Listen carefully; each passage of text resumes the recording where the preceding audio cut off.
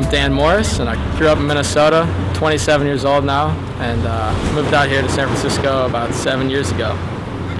I'm David Liebenberg. I grew up in the Bay Area sailing out of Richmond Yacht Club, and I went to Tufts University. I'm 23 years old.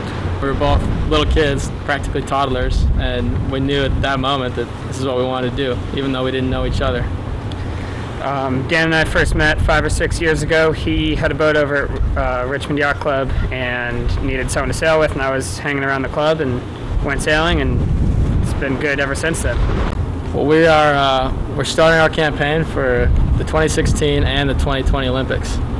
It's a full commitment at this stage. There's nothing else in our lives except for this campaign. Okay. We need about $300,000 to get to the Olympic trials 11 months from now. It's developing from a young team with promise into an experienced team that's going to get a medal. We are doing all of our fundraising ourselves. We have friends here and there giving us advice, but it comes down to us raising the money.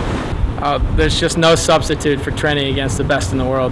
That's who we're going to be competing against at the trials and at the Olympics. You get to learn about different boats' tendencies. On the starting line, there can be some wing locking up where a boat will come in and foul you, and the wings will lock up, and you sort of both get shot out the back. So even though they fouled you, you get an awful start. So you need to learn who's going to do that, who's going to come in and not wreck both of your starts and be a wrecking ball. Every day we spend on the water in Europe, we're going to be around those top guys, and we're going to be picking skills and tricks off from them and adding them to our toolbox and our skill set.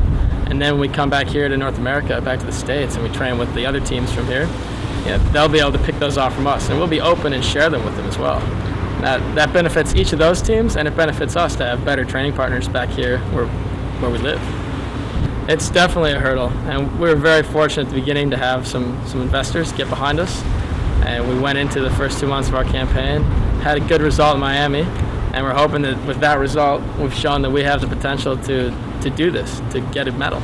And we're just hoping that the community can get behind that and buy into our goal and our mission of bringing a gold medal back to the United States. There's been one team pushing hard for 4 years, and then another team comes in and pushes hard for another 4 years, and there's very little carryover in knowledge from one campaign to the next. And they share that knowledge that they've learned over those 4 years with the other teams involved.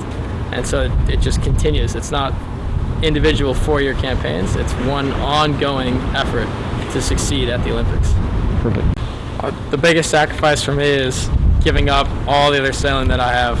It's if you're going to do a campaign, if you're going to do something like this, you have to commit to it entirely, which means no transpac on the Wild Oats, no more sailing with Pyewacket. All these teams, all this sailing that has been my passion and a huge part of my life, I had to just put aside for the next 5 years.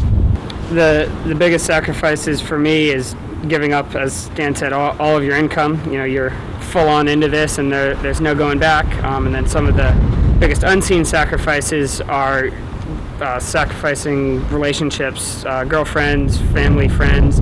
It's a Friday night and all your friends are going out and having a drink, and you need to go and write some important fundraising emails or go review some video from that day sailing. And you just slowly start to fade away from all your friends. I don't see the girlfriend thing as that much of a sacrifice, because I don't know a lot of girls that would want to date either of us anyway. The 49er is one of the most demanding boats physically and mentally, and it's the challenge that draws us to it. This is something I've dreamt about for 20 years since the boat was invented, and Dave's the same way. And it's always been a part of us, always been a goal since we were little. And now that we have an actual opportunity to do this and be successful, and we know we can be successful, it's like there's no way we can't do it. We have to do it. The sailing the 49er, everything's onto us. There's no boss telling us what to do. If we have a bad day on the water, we can point at each other, but we both made mistakes. So once you have covers and sails and everything for the 49er, it's $35,000 all up when it's rigged. The boats will last anywhere between a year and 2 years, depending on conditions and where you're sailing. Yeah, absolutely. We had a brand new boat in Miami OCR, or Miami Sailing World Cup, and it was a huge difference maker for us from the previous week when we were sailing with our older boat. Yeah. we need a new boat for the Olympic trials next winter, and there's such a long waiting list right now with all the teams getting ready for their trials that it needs to be ordered by April 1st. We have our website, olympicsailing.org, and there's a PayPal button there on the donate page. Also, we can take checks in the mail. The address is also on the website, olympicsailing.org. Everything's tax deductible.